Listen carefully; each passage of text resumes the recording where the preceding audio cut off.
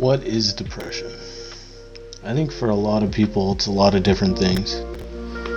But me, it's the constantly battling the demons that are always trying to break you down, trying to get up to do a small task. Sometimes it's despair, thinking that shit isn't even worth it to live.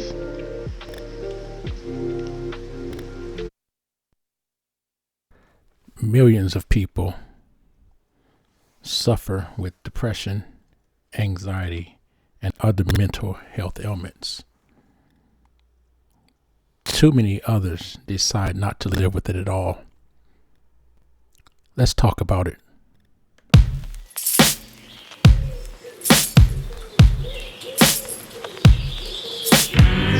Welcome to Let's Chew the Gum. I'm your host, Protocol. We talk a lot about a lot of things in this show while we chew the gum, and just like every show, we always have something for your mind, something for your mind, something for your mind, 정신을 집어넣으세요. 어떤 것이 필요합니까? something for your 정신을 집어넣으세요. mind, 정신을 집어넣으세요. something for your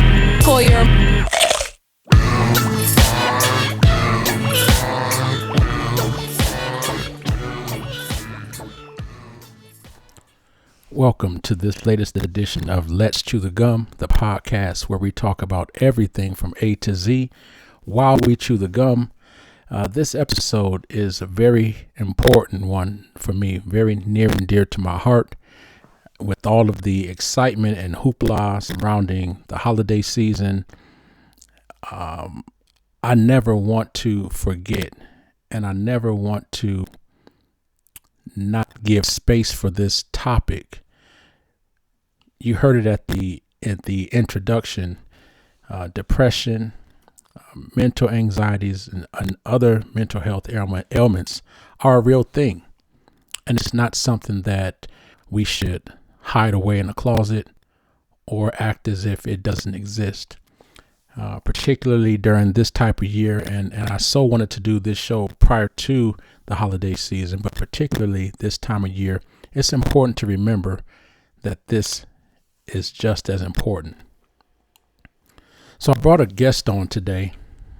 Happen to like this gentleman quite a bit, Mr. Tim Phillips, who hopefully I can say it's true. He's a former student of mine. But a few months back, or a month or so back, I had a chance to catch up with Tim, and I heard about a new project that he's engaged in called Tim Talks. And I was so impressed by what I heard, which basically you heard a little bit of it at the intro, is Tim discussing depression. Not just discussing it in a roundabout way, but really being self-revealing about his own experiences with depression and the need for it to be talked about from the perspective of men. So I don't want to go any further without saying thank you for that, Tim, first of all, and welcome to Let's Chew the Gum. Thanks for having me. It's a pleasure.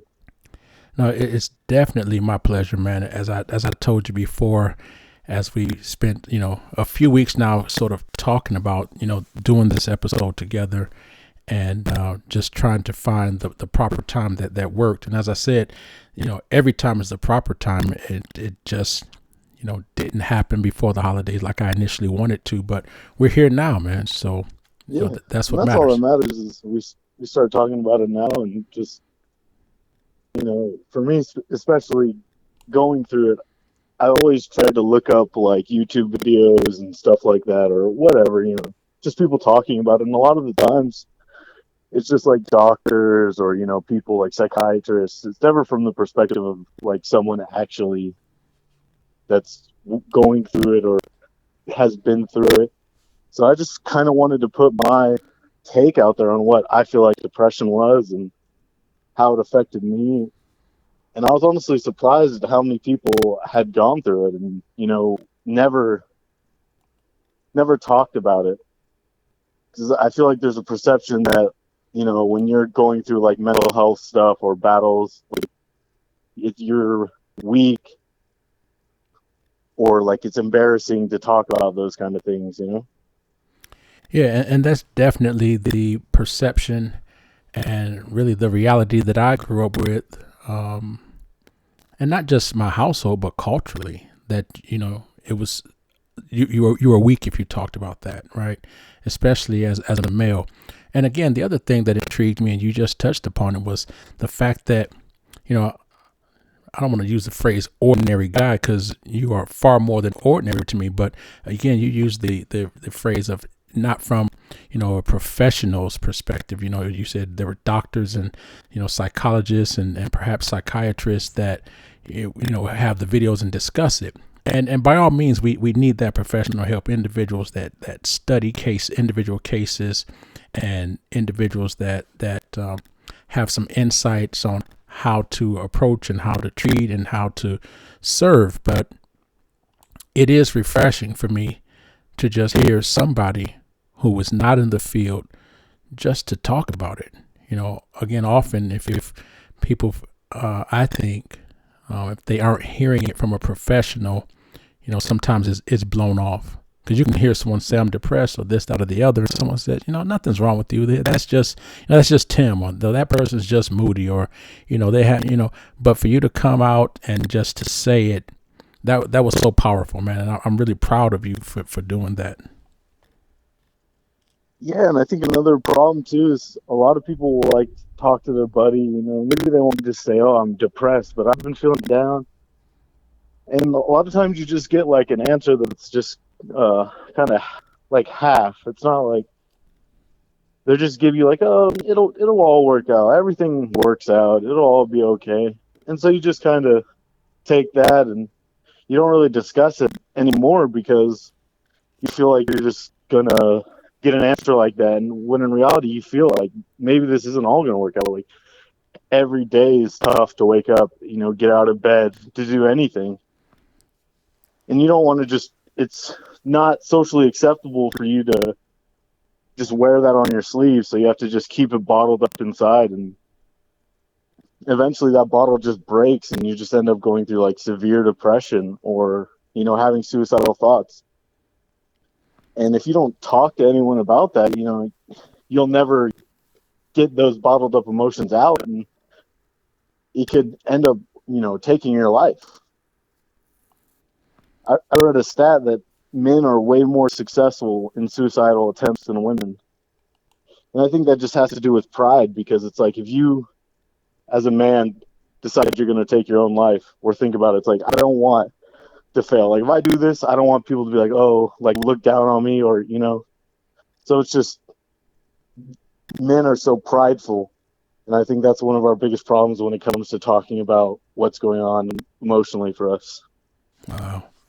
Yeah, I think so. And I think, society, culturally, the media, whether we go back to the media of the advent of television, from the 50s on, commercials, it's been ingrained, with the whole culture from World War I and World War II that you have to be a man and you deal with it and you're strong. And I think that's a lot of the problem, is that it's been ingrained and cultivated in us. And I get the whole idea of, and I see why someone would say, it'll be okay. Don't worry. It'll be okay. But at the same time, they may not have a full scope or understanding of what someone is experiencing when you feel lost and you feel like, maybe it's not going to be okay. You really aren't understanding me.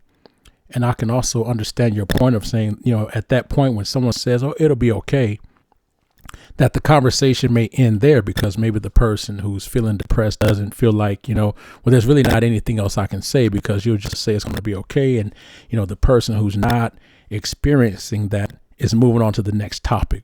whether it's the Yeah. game or the next friend or the next whatever, they're moving on, and it can make someone feel isolated.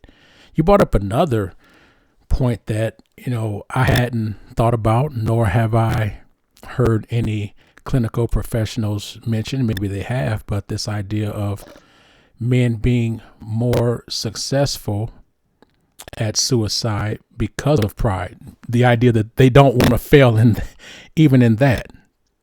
And, in that regard, I would hope, and here I am being optimistic, but I would hope that, people hearing this, that they would second guess.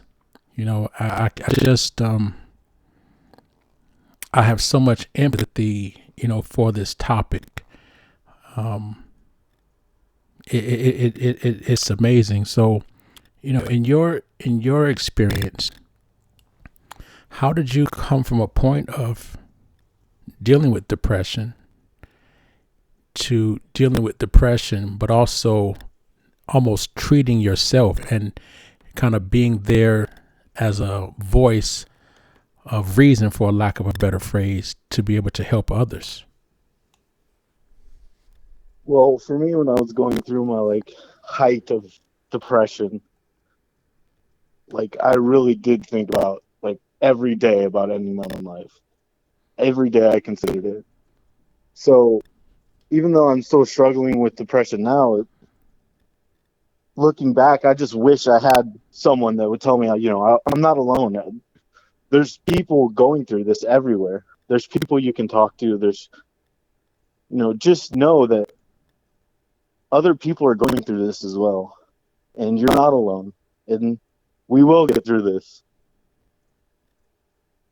I think that's the biggest problem with this topic, just in general, is no one talks about it. It's one of the biggest problems in America. I'm from America. I don't know, but about other places, but for some reason, it's just not talked about here. We have kids shooting up schools because of mental health. We have all these problems that are happening. COVID, being stuck inside. I think that has only added fuel to the depression fire and mental health problem fire. Not being able to go out and socialize and just be stuck in there with your own thoughts inside your own head, it can really, tear you apart, for lack of a better word. Sure. No, you bring up great points. Again, not talked about, and when I do hear it talked about, I'll hear commercials, and most of the commercials, when it's talked about, it's about medication, about some prescription drug, and I don't know enough to talk emphatically about the benefits. I always hear the adverse effects of medicines nowadays. You didn't hear that when I was growing up. It was just, take this medicine. Now, because of lawsuits and new laws, they have to reveal all these side effects. And sometimes I want to do the side effects outweigh, the cost of the medicine. But that's generally how I hear about it, or until someone has succeeded at suicide, and then you hear about it, and it's all too late. Yeah. But this idea of not being talked about, I think you're correct. But I think signs are there. And I think not only is it not talked about, but I don't know if enough. And let's just say, for example, in schools, if enough people are trained. Of course, there's some folks who are trained counselors or whatnot. But I think when it comes to mental health, anyone that's in a service profession, whether it's schools or whatever, needs to have some training to be able to see the signs early on, because I think just like with any disease, if you catch it early, you have a more successful, a higher rate or a higher chance of eradicating that disease. And so when you say there's people out there is someone, I'm always concerned, and I think with my students, I'm always on the lookout for signs, and kind of go above and beyond to let people know and try to encourage people to talk, because there's some people that they may know that there's help out there or someone who's out there, but maybe they're introvert, or maybe they don't have the courage to speak up. Maybe they want to and they don't have the words, or they haven't felt empowered to speak up. So I think that's something that I would like to see changed. And I don't know about change, but I would say I would like to see an increase of proper training for service professionals to be able to spot the signs, for individuals to be able to have resources readily available for individuals that are going through that situation. And I mean, bringing up the point of the they don't talk about as well is like sometimes people don't even understand what's happening. They don't understand why they have such a lack of motivation, why every single thing feels so tough. Well, it's just that's why the message needs to be put out there that this is what a lot of people go through. Like, you might be dealing with it and you don't even know what you're dealing with. Like, so, because I think it can be hard to put into words for a lot of people. That's probably another reason. It is hard to self-reflect and actually think about all the worst experiences of your life and put them into words and tell someone else. Like, you're pretty much putting your whole soul into your sentence and giving it to another human being. Wow. Yeah, that's so true. That element of trust, and where have like the individuals that are experiencing that have not had a relationship or developed a sense of trust to where they felt like they could do that. And so, and like you said, they may not even know what they were going through. As you said, everything just seems tough. Every situation seems difficult, and perhaps you see others around that seemingly are going through it with ease, and you're wondering, what's different about me, and maybe they just don't know. That's a powerful statement in and of itself. Wow. How do you, I'm thinking now, as someone who's in a service profession, as an educator, how do you empower, individuals early on? How do you facilitate, environments where students or anyone feels encouraged or feels supported enough to be able to self-disclose at an early stage, to be able to feel comfortable? How do what's preventing that from happening in schools or in homes, and how might we go about creating those environments for students to feel safe and encouraged or empowered to talk about that? Well, I think the biggest problem is that no one talks about it. So if we have 30, 25-year-old like grown human beings not being able to talk about it, how do we expect a child to talk about it? Like, I think we have to open up a stream, even in YouTube or podcast, some sort of media stream where people can get this information. They can know it's okay to feel how you feel. You shouldn't be ashamed or embarrassed to be who you are and go through what you're going through. But that's the biggest problem, is that no one's talking about it, and it has such a negative connotation, especially as a man, to be emotional. They say tough it up. It'll all be okay. Tough it up. You'll be fine. You'll get through it. No big deal. You're a man. Suck it up. When in reality, you hear that growing up. We both played football. In football they train to just, hey, you get a little injured out there. You just, hey, wrap it up. Get back out there. Yeah, rub suck some it dirt up. Don't cry. Rub some dirt. I'm not saying that. Yeah, throw some dirt. I'm not saying that it's a bad thing to help kids toughen up, but that also doesn't mean that we shouldn't be able to communicate what's going on as well. Yeah. Like, I think football taught me a lot of discipline and, just teamwork, and I had a lot of positives. That doesn't mean you need to shut down the other side as well of emotions. And sure. I like to, oh, go ahead. I'm sorry. Well, I just think in a society where everyone tries to fit in, like, and be normal and do all this, like, it's hard to be like, I'm depressed, and like you'll feel isolated and alone, and like everyone looks at you funny. It's hard to speak up, and unless we make it where there is people talking about it. It is socially acceptable. It is okay. It's talked about. I think that would be the biggest way to help younger people know that it's okay to talk about what they're going through. Yeah, I agree, Tim, 100%. And I don't. It's been some time since you were in my class. And did I have you as a sophomore and a senior in high school? You had me as a sophomore, junior, and senior. Oh wow! No wonder I like you a lot. Yeah, that's true. Yeah, I had 2 years of history, and I TA'd for you. That's right. That's right. Yeah, absolutely. I remember that. So you might remember, in my classroom, I would always talk about my classroom being a safe environment for everyone, and I went above and beyond to try my best to make sure that everyone in any of my classes, I don't care what race, black, white, brown, Puerto Rican, Asian, any persuasion, I don't care what religion, none of that mattered. When you came into my class, I wanted it to be a safe space for everybody to be able to express themselves. And I openly and frequently made that same statement.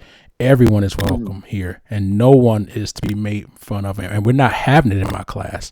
And so, whether you were a student of mine or you came to visit at lunch or after school or whatever it may be, because I recognize that, in those formidable years, those formative years, formidable and formative years, right? Yeah. I recognize that students have a need. And so I would, and I still do, I would go out of my way to try to encourage individuals to be okay with, I like to say, being caught being human. That other side you spoke about, like you cry. So someone caught you being human. Oh, that's not a bad thing. I went out of my way, when I had what seemed like the toughest guys in class to openly say, what, guys, I cry. I cry on Bambi every time. I cry on, Remember the Titans. I cry on The Notebook. I cry a lot of times, and I would openly say that because so many people would see me as this tough guy, big tough guy, which I am. No, jokingly. Yeah. But at the same time, there's that other element that I purposely fought to be okay with, and to let my students know that, that's okay too. If you think I'm a big tough guy, look at me. I cry. I'm emotional, right? I can be emotional. And I would always use the phrase that it's okay to not be okay. I would always say that it's okay to not be okay, but I would always encourage folks to do something about it. I would openly talk about, struggles I had. I would tell people openly, I have a learning disability. It was never clinically diagnosed, but I know the struggles I went through of feeling like I was not as smart as other kids, and it took me longer to read, and I was a slow reader. And I would talk about the steps I went through to overcome it. And the hope was that there would always be, some student that day, whoever needed to hear that, would get that message, and they would be encouraged to say, what, I'm not okay, and it's okay, or I'm not okay yet, but there are steps I can take to do something about it. And many students would, come and say, kind of thank you for that. Many students would, be encouraged to self-disclose issues that they may have had, And I think that's important because as young people, they need to see adults. They need to see people in positions of authority show vulnerability, right? And I've always said this is not a sign of weakness. And you know what I mean? So yeah. I'm at a loss of words for a bit, because my heart again just goes out to individuals again that don't have those type of environments where they can feel safe. And I'm not saying that I made everybody feel safe and open, because as much as I could create the environment, there still could be individuals who that wasn't it. But I think on a day-to-day basis, if more educators, more people that they would encounter would create those environments, perhaps I'm not the one that they talk to, but it's the other teacher or the other counselor or the other student, that they could talk to. Yeah, and that's my goal with just doing this whole channel thing, is just giving people an avenue to hear someone what they go through and be able to relate. Leave a comment. They don't have to disclose who they are personally, because you have an avatar or whatever, but just know, hey, there's other people going through this. We're going to get through it together. If you need someone to talk to, you can always leave a comment or, go on my Instagram, leave a message. No one, when you are in depression, you feel alone, isolated. No one understands what you're going through. And then when there's not that many avenues or, openly available resources, for people, you look it up, some doctor talking about it. It's like, oh, okay, well, he's not me. He's not a peer. I need to know that there's other peers going through these things, and I don't want to be different. I don't want to go to my friends and kill the mood maybe if I talk about what I'm going through. Yeah. And I was lucky to have such a good group of friends that honestly helped me get through a lot of my, worst moments. Like if I didn't have my group of friends, there's no shot I would be around today for sure. That's outstanding, man. That's really outstanding. A good group of friends. You spoke a little bit about the channel, but we're going to talk about it. But we're going to take a quick break. And for sponsorship. And when we come back, I want to talk about your channel and the venture that you've set yourself upon. And also, I'm going to reflect back on your comment about things being exacerbated because of the pandemic and being at home. You're listening to Let's Chew the Gum, the podcast where we talk about everything from A to Z. While we chew the gum, we'll be right back. Where do you watch TV? On Watch TV. Nowhere. On Watch TV. What's on Watch TV? On Watch TV is one of the most exciting channels on Roku and Amazon Fire TV, with lots of categories to choose from movies to music, documentaries, and more. There's something for everyone. What if people want to place their content on Watch TV? You can visit the website onwatchtv.net to find out more, or email onwatchtv@gmail.com.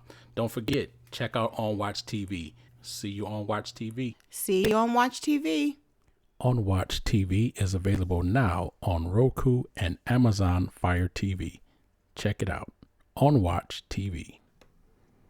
Okay, thank you for listening to our sponsors.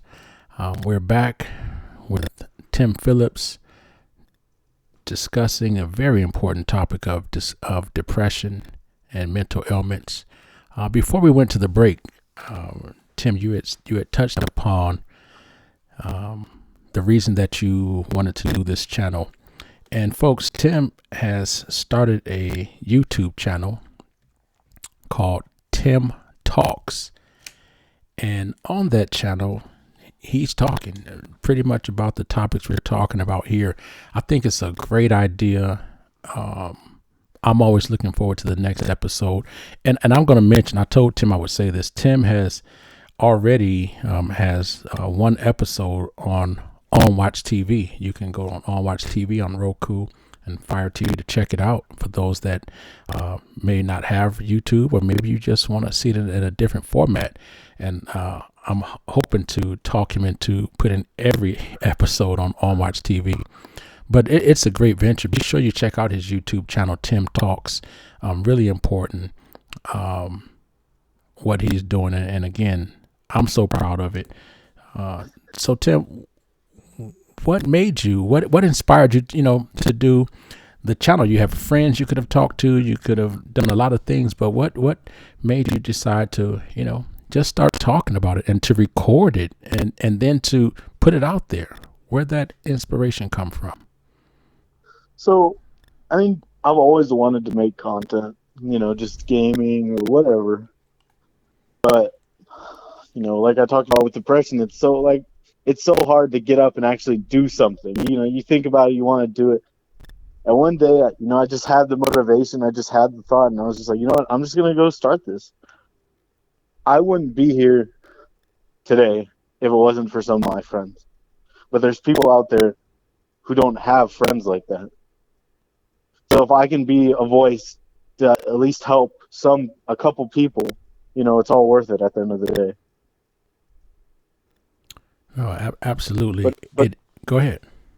it was so hard to actually put that out there and then not be judged, but to put, anything you put out, someone's going to have an opinion on it. And, but at the end of the day, the end goal is to help people. So it doesn't really matter, I just have to put it out there and hope that I can help people at the end of the day. No, I totally get that, man. I commend you. I'm going to tell you and the audience something, and most people probably won't believe it because of the things that I do. But I'm a very shy person. Right. And you probably won't believe it because I do podcasts and I'll get up on stage and do comedy shows and I'll speak in front of thousands of people and I lecture at universities and all this type of stuff. But I'm actually a pretty shy person. I know it's hard to believe, but I tell folks, I say, I am pretty shy, but like you said, the fact that what you do is needed is the bottom line. And so you overcome the fear of the judgment. Like you said, you'll be judged. You overcome, like you were talking earlier, it's hard for people to talk about. It's you don't want to be seen as different or killing the vibe or standing out. But you, Tim, you've overcome that. Right. And so I tell people with my shyness, I say, I'm very shy, but the idea of helping others, that encourages me to just jump out there. That thrill of conquering what may be a fear of mine supersedes the fear I have of, maybe being shy. And sometimes I liken it to, going swimming and if the water is cold, you kind of put your toe out there just a little bit in the water, but it's like, oh no, that's too cold. I'm not getting in. Right. You go back and you go all in. Right. And so I've always said, I'm just going to jump in. I just go and jump.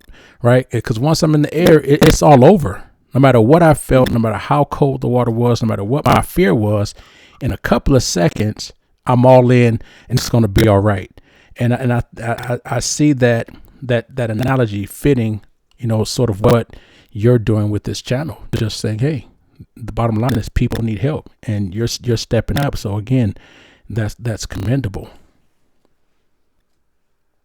And another thing is too, it's still hard. Like my second video, I had it for a couple weeks. I had it made, but I felt like my first video was so good. How is this one going to stack up? Well, just those pressure and the expectations of, I don't want people, when I made my videos, I don't want people to feel pity for me. That's not the point of the videos.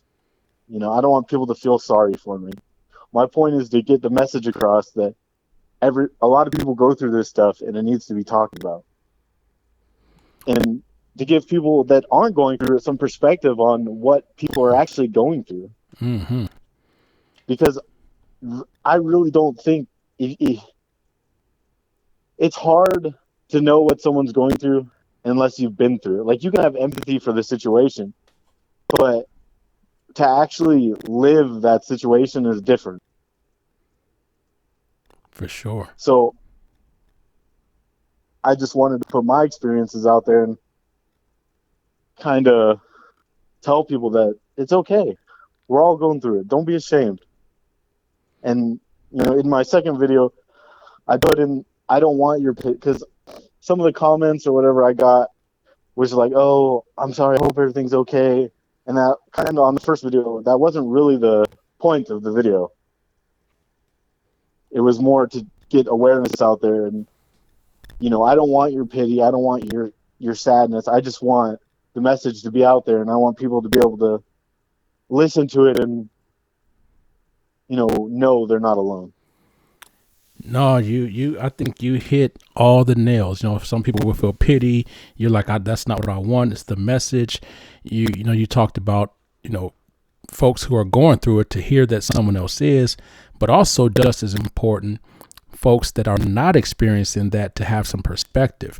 And I think when I first heard it, I ran that whole gamut. I was like, wait a minute, what's going on with Tim? Because I hadn't heard from you, and we hadn't talked in years. I don't know how many. Yeah. But I probably, I don't know if I saw it on Facebook and listened, and I think I sent you a direct message. I did not just kind of send a message with my phone number, say call me, yeah. Yeah, I think that's what happened, right? Because I'm concerned. I'm like, okay, I'm thinking somebody's reaching out, and so the last thing I'm going to do is not pay attention, right? So I'm like, hey man, give me a call, which I think is the proper thing to do in any situation, because no one knows, right? And so you probably got a lot of responses of people saying, hey, hope you're okay, because no one knows, right? And I'm glad that people were showing empathy and pity, because that shows they care, right? Again, you talked about a good group of friends, and obviously there's other people that care, and I think that's fantastic. And I don't want to discourage anyone from reaching out when you hear those types of messages, right? But at the same time, listening to it, especially after I talked to you about it, and we kind of caught up, and you kind of gave me some perspective, listening to it again, I definitely reflected on, it made me think about situations that maybe I didn't feel the best about it. And I don't know if I've ever gone through depression. I've had some pretty low times in my life. I don't know if it was depression. I've kind of had the situation where in my life and in other experiences that I've been down, I've had no choice but to get up. Even in high school, being homeless, there was a low point where I thought, I'm just going to drop out because this is hard. I'm in the inner city and I'm homeless, and there's gangs and drugs and people are pulling me this way and that way. And, I have no money and all these pressures, and I'm going to drop out of school. And I ended up not, thankfully, but it wasn't because I felt so empowered or encouraged. I thought my mother didn't deserve that. Right. I'm like, she struggled a lot for me, so I'm going to do it for her. Right. And so that was my motivation, because I was totally not motivated. So each day that I got up to continue was, okay, this is what I'm doing it for. Right. So I've always had this idea of get up, get up, get up. And I think as a teacher, that used to be my approach in my first years. I was very unsympathetic to excuses that students had, or any situation, because I was like, I was a kid and I was homeless and I overcame this and that and been shot at and yada, yada, yada. And if I can do it, you can too. Mm-hmm. And one day my wife, I think she heard me saying that, and she stopped me and she said, that's great that you've overcome all that. She said, but what if they can't? Mm-hmm. What if they don't have the resilience that you had? What if they can't? And it changed my whole perspective on teaching, and I hadn't been the same since. So this was maybe my first or second year, and so my approach completely changed. I was still wanting to hold people accountable, but I was very open to the idea that maybe this resilience, this strength had to be built up, that I had to pay attention and listen to really what people were saying, because they weren't all excuses. So so I experienced that listening to yours. I experienced going back to times when I didn't feel so well. And I also experienced, a person feeling like maybe I haven't been through depression. I've been through, like I said, some tough times. And so it gave me the perspective of, wow, here's something that people are going through that I may not be aware of completely, right? Like I said, I've had empathy and built these environments for people, but just hearing that, it was empowering for me. I think is what I'm trying to say. It was empowering for me. It was motivating for me, because I still have times when life is not so good, where things aren't going so well, and people can look and say, oh, you have this and you got that and all these degrees, but still I have to get up and live this life, and things that I go through on a daily basis, whether it's, racism or, disappointment, whatever it may be. So I was encouraged by what you had on your show. I was empowered by what you had. It made me reflect. And again, it was one of those markers in life. I have many college degrees, Tim, but that was a huge lesson for me that I'll never forget, which is why we are here today on Let's Chew the Gum. Let me just remind the listeners, this is Let's Chew the Gum. the podcast where we talk about everything from A to Z. Guys, today my guest is Tim Phillips, and as you hear, we're talking about depression. And I want to encourage you, if you have needs, wants, desires, show topics, reach out. Email me at letstothegum@gmail.com. Feel free anytime. So yeah, Tim, I want to thank you for all the things I had just said about how your show affected me. Yeah, I mean I'm glad. I'm happy that you watched that and you took that away from what was talked about, and I think going back to what you said before about how you dealt with these struggles and you overcame them. So when like before your wife told you, you were like, if I can do it, you can do it. Like I've been through like harder situations, and I look where I am today. But I don't think you can't really compare your struggles to another person or how each individual deals with struggles. And I would never want anyone to feel insignificant or, you know, like their struggle doesn't mean as much. I've had a crazy life. Like I've been through some wild experiences, with my mom. And when I was 18, I was living with my mom, and and when the sheriff shows up, said, "All right, you guys are getting evicted. You didn't pay your house payment." And she's like, "Well, I'm gonna go live with my boyfriend." I was like, "Oh, well." I didn't have a job. I didn't have a car. I didn't have a place. I had to just go figure it out, and start my life. And it was hard. And for a long time, I had that same perspective too. That like I don't feel bad for anyone complaining. Like I literally just had to go out there and get it and do it, or live on the streets, But everyone experiences struggle differently. One of my buddies, like my best friend, I was the best man at his wedding. When he talked to me about depression, it took him a while because he felt when he compared his life to what I had gone through, he didn't feel like it could mean as much because of the differences. But that's just not how it works. That's not how depression works. It affects everyone. We all get down. We all have these bad thoughts.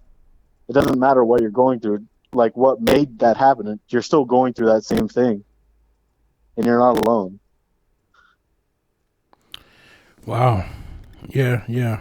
It brings it all back, man. Definitely. We cannot afford to, compare struggles. Pain is pain, struggle is struggle. And I think the best thing we can do is to listen and be empathetic, man. Just wow. Man, this has been, I don't like to say favorite episodes. I just did my 50th episode. Yeah, congratulations. That's awesome. Yeah, so this is 51. A couple of weeks, last week actually, and couple bangers back to back. What'd you say? I said a couple bangers back to back. Yeah, absolutely. On that last show, on the 50th episode, we kind of had, folks that called in and talked about their best episode. Well, they emailed me and I talked about it, and I talked about, the top episodes. But man, this one in terms of relevancy, I mean, they were all of the shows are relevant and great, but this is, paramount to, what Let's Chew the Gum is all about. This is paramount to what, my purpose is in terms of, being in a service industry, to have a topic like this and to have the opportunity to speak candidly and openly with you like this, and for you to be on this pathway, this if I didn't do another show, I feel secure and great about doing this one episode, and I truly mean that. That's awesome. No, go ahead. I'm glad, because that's you always want, just to be able to, put out the message. Because, like I said, I know I'm kind of beating a dead horse, but it's not talked about enough. There's not things you can't. When two men are talking on a podcast, it's hard, especially to just be open and honest and put yourself out there. Because, of toxic masculinity, you want to look strong, you want to look tough. But like I said in one of my videos, like expressing who you are and what you're going through is not weak. It's one of the strongest things you can do to show, to be able to express and look through those emotions and understand you're going through something and be able to reach out for help. That's what true strength is. Because it's so hard to do that. It's one of the hardest things to open up and actually talk about yourself and, I'm not okay. Or, I've been in a funk. I've been going through stuff. I've been depressed. It's hard to do all these things. Like, I want to be a voice that helps get that conversation rolling with multiple people and helps people vent and not build up all those negative emotions and maybe make a bad decision. Absolutely. Yeah, for all of you that are listening, and I always shout out to the listeners, whether you're here in the United States or in the other 50 plus countries around the world that are listening. If you haven't shared or encouraged anyone to listen to this episode, encourage them to listen to this one. Again, you may not know who's going through a depressive state or who is aware of someone that's going through a depressive state, where a show like this can be really helpful and the beginning of something new and encouraging for them, just like I was encouraged. So you also talked, Tim, when we talked briefly, and I know we're coming up on an hour, and I don't care if this lasts 3 hours, but No, I'm here for a long time and a good time. I have no time requirements or anything. Whatever. No, that's outstanding. Whatever you want to talk to. No, you had talked about depression and mental illness being possibly exacerbated by the state of the pandemic, with everyone having to be home and not having those outlets. And I had and I think I talked about it last week also, but it was could have been season 1, season 2. We were discussing with my guest, Deborah Minderman, we were discussing substance abuse. And on that show, we talked about, the lack of access to substance abuse counselors because of the pandemic. And this was right in the middle of the pandemic, when everything was shut down. You couldn't go anywhere. And so we were talking about how that is probably exacerbating substance abuse. People who may have been on a good path, or maybe not on a good path, but heading that way, and now all of a sudden they're cut off and isolated, and they may be going through depressive states and all those things that may become triggers for them to abuse whatever substance, right? And so I could only imagine, again, the same thing happening or potentially happening with folks who are suffering from depression and other mental ailments, during, the height of the pandemic, and even now, because, things are not all the way back great. We've had some, reprieve from it in some areas, but still, not. So I'm just hoping I hope this message gets out. There's a lot of people in need in those regards. And for me, when I was at my, depression, it's one of those things where you want to keep yourself busy, you want to go do things, you want to not be in your own head. And I think for a lot of people, COVID has really given them nothing else to do but be at home and kind of just be in their own head. And it like breaks you down, like piece by piece. And there's no way, you can't go out, you can't go do something, and I think especially the prolonged period of time, I think for mental health and depression, it can really, really take a toll on a lot of people not being able to distract themselves or, get out of their own head. For me, like, just in general, like, I always like to listen to music, if I'm working or if I'm doing anything, just to kind of keep my own thoughts at bay sometimes, because Sure. Once you get that train rolling, it's really hard to kind of snap out of it. Yeah, for sure. I tend to keep very busy myself, and I was asked at one point, was I depressed? And I thought, no, I'm not depressed. You know, I had a lot of loss during COVID, um, and I still don't think I was, but maybe, like you said, you could be going through something and not know. I know I wasn't my best. I know for sure I wasn't my best. I know I was out of sorts. I know I had these moments of just like sadness, great sadness that I've never felt before. And, but I've always kind of kept busy. And I look back, you know, after it probably was my wife that suggested it. You know, maybe you're depressed because I'm always, you know, I have to do something. I'm on to the next thing. Yeah. And again, I don't know. It's because it's something that I've done most of my life. You know, I was early in college, you know, president of this club and start this club and that club, and you know, in my professional career, speaker this, speaker that. But for me, it was just. It felt like something I enjoyed, but was I, you know, running from this, that, or the other? I know one time I was working on my doctorate degree, and we were having, with my cohort, we were having a conversation about something to the effect of pursuing higher ed. And it was a really like revealing moment for everyone. Everyone was kind of disclosing, you know, kind of some personal stories or feelings, and I remember being not sad, but you know how you can kind of be in a sad state, maybe there's a tear in your eye because you're being vulnerable and you're really getting in contact with yourself or who you are or what you're going through. So it was one of those moments, and I remember saying, you know, I think that. I pursued education so hard, or I think I was staying so busy in education or that particular field because I was running. And I said, I think that I'm running from poverty, you know, because growing up in poverty, and in my life, and then being homeless, during my high school years and welfare and all these things, and, having some, you know, racist situations happen that, you know, altered my career path that I thought I was going to have, and then suffering more poverty. Education was sort of that pathway.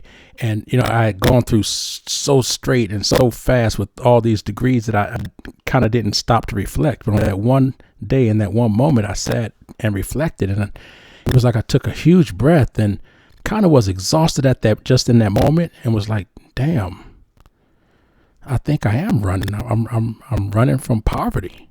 Like I can't get far, like it felt like it's right behind me and I can't get far away. So, you know, was there, I don't know if that's depression. I don't know. I just hope that, you know, if it was, I hope that I had the wherewithal to, you know, combat it. I don't know. Do you combat it? Do you win? Do you get over it? Is it ever over? Or do these, you know, states revisit themselves in different ways and you develop coping mechanisms? For me, I don't know.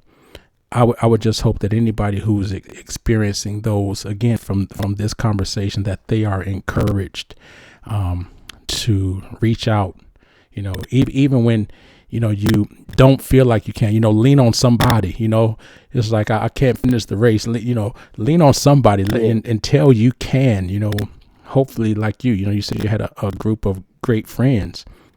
You know, for me, I had people in my life at different times, you know, lean on somebody. I hope that everybody can have that available.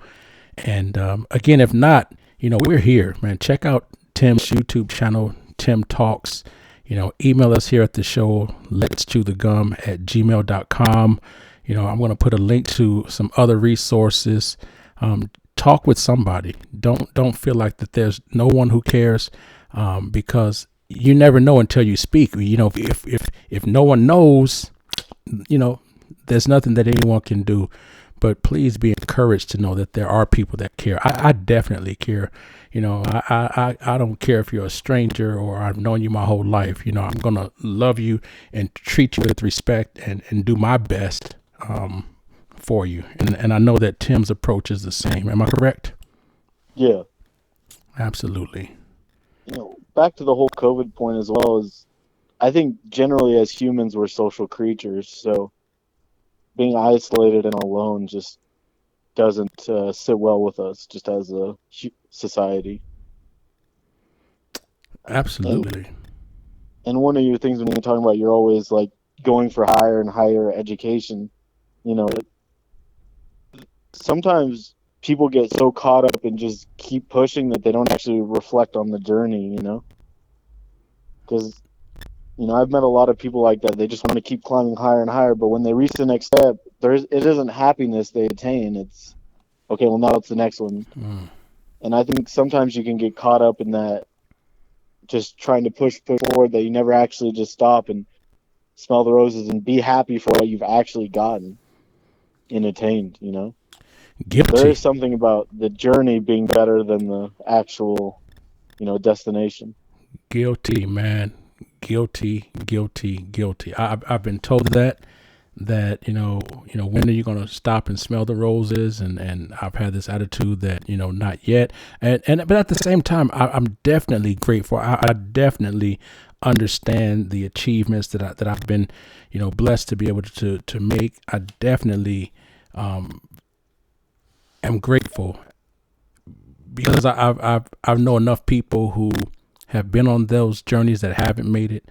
I know enough people that, just haven't made it in general. I've seen, the effects of poverty and the effects of depression. So I'm definitely aware of it and definitely appreciative. I think, and I don't want to change the topic, but I think for me, someone could diagnose me and tell me, well, you do need to stop and smell the roses. Look at the journey. But I do. I totally, trust me. I totally appreciate the journey and loved every step.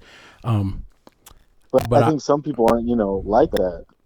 And I was going to say, I still, even though I appreciate it and I love it, I still feel like, there's so much more to do. Like I haven't done enough. Like I haven't done enough yet, and I don't know if that ever happens. And for me, I don't know if it's a bad thing or not. But it's again, there's so much work to do. I think for me, and again, I'm going to curtail it because I don't want to change the topic. I think for me is maybe I've had trust issues that if I don't, that's been one of my things, because I trust myself to do the right thing for people. And it's been a situation where if I don't do it, kind of who will. But I've also come across enough people who are in the trenches that I know who are doing it. But I just, I'm going to digress there because that'll be a topic for another day. I do have a transition actually from this. I think sometimes even when, not for you personally, let's say, but some people eventually hit the point where it's like, everything I'm doing is so monotonous. I'm just grinding. What's the point? Like, and it's hard to actually figure out like what the point of everything you're doing is for. You go to work every single day, do the same thing, come home, repeat the process. It's just so monotonous. It's such a grind. And you can get in your own head, like, what's the point of doing all this? And that can lead you into some depressive states for sure. Man, I hope to never get there. And I've heard people, say that in this profession. But I'll tell you one thing for me, and I know you weren't asking this question of me, and what you said is valid. But one of the things for me, because people have said, your life seems so repetitive. You do the same thing over it. But what it is for me is that I get to be a part of and impact lives of real people every day. Yeah. And, people say one of the most thankless jobs is that of a teacher. We get so much crap said about us, underappreciated, underpaid, undervalued. But, there's always that student that comes back and says, thank you. You made a difference. And I've had students that would say, that were contemplating suicide and would say, I was going to do this, but I came to your class that day and there was something you said. And that, tears immediately, like, wow, because as a teacher, you never know.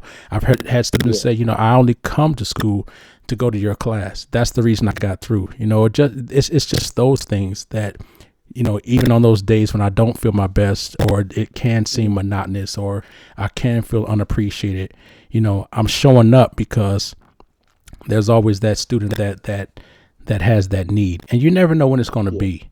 But there's been enough evidence that, making a difference matters to me. So, No, until and I think that's what motivates you at the end of, you, like you said, you always want to help people, you always want to do more, and that's, but it might be hard for someone who, works in a warehouse moving boxes all day to sure, find that same sure. motivation for why you're doing things, Yeah, absolutely.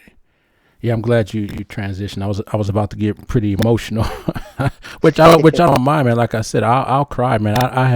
I care less. I'm human. I don't mind being called human. And again, I want to encourage people, man. Again, to be that, to be human. Again, as we started and as we have talked about throughout the show, that it's okay to not be okay. And I always say it's not okay to not do something about it. I truly believe that I want folks to do something about it. Seek help. Tim, it's been great having this conversation with you, and definitely I'm going to look forward to more of your videos, especially because you're putting them on Watch TV, but not especially. But I just think that for the message you have, as many platforms as you can be on to get that message across, as many audiences that can be reached. And I think I told you that. I said, man, I think I emailed you or texted you last week and said, man, you're making such a difference in people's lives. And I just think, no matter where you go with your content, this particular content or whatever you do is going to be helpful. So I want to say thank you again. And I'm going to give you an opportunity to address the audience with any final thoughts that you may have. I just want everyone to know that you're not alone. There's so many people going through the same thing that you are. And it's okay to be vulnerable. It's okay to show emotions. It doesn't make you weak. It really makes you incredibly strong. And